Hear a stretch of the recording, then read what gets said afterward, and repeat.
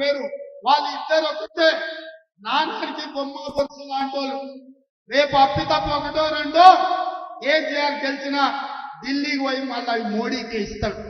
ఎందుకంటే మారు పేరగాడు కేసీఆర్, మీకు తెలుసు కదా మారు పేరగాడు. ఈడ ఒక రూపంలో జమ చేస్తాడు, ఢిల్లీకి పోయి ఇంకొక రూపంలో అమ్ముకుంటాడు. కీళ్ల నొప్పులు, ఊపిరితిత్తుల సమస్యలతో బాధపడుతున్నారా? RNC super speciality hospital, Chintal Quthbullapur. Modi KCR వేరు కాదు, మోడీ మనిషే, మోడీ తాబేదారే. ఈ కేసీఆర్ ఇవాళ మా క్రిస్టియన్ మైనారిటీ, ముస్లిం మైనారిటీ, తెలంగాణ ఉద్యమకారులకు విజ్ఞప్తి చేస్తున్నా, కేసీఆర్ వాడే ప్రతి ఓటు పరోక్షంగా మోడీకి అవుతుంది. బీఆర్ఎస్ కేసే ఓటు మూసీలేసినట్టు అవుతుంది.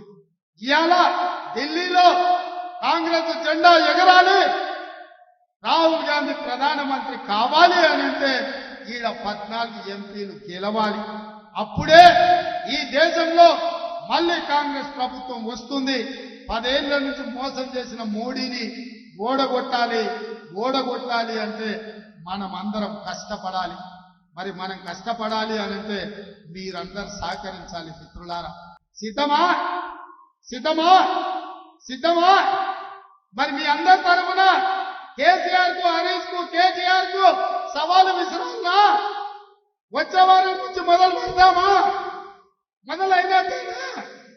కేసీఆర్ కాస్కో నీ ఆట మొదలైంది. కొన ఊపిరితో ఉన్నావు. ఆయుధం కూడా నీ పీక విసికే బాధ్యత, నీ పార్టీని పొందబెట్టే బాధ్యత మా వాళ్ళందరూ తీసుకున్నారు. ఇదే కాదు, మీకందరికీ చెప్తున్నా, మనం ఇచ్చే 6 గ్యారెంటీలు అమలు చేయడానికి గ్రామంలో 5 మందితో ఇందిరమ్మ కమిటీలు వేస్తాం. ఇందిరమ్మ కమిటీలలో మీరు ఉంటారు. ఎవరైతే మన పార్టీకి ఈ రాష్ట్రంలో అండగా నిలబడతారో సంక్షేమ పథకాలు వాళ్ళకు చేర్చాల్సిన బాధ్యత మీదే.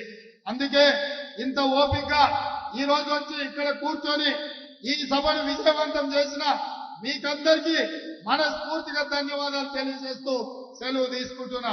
జై కాంగ్రెస్.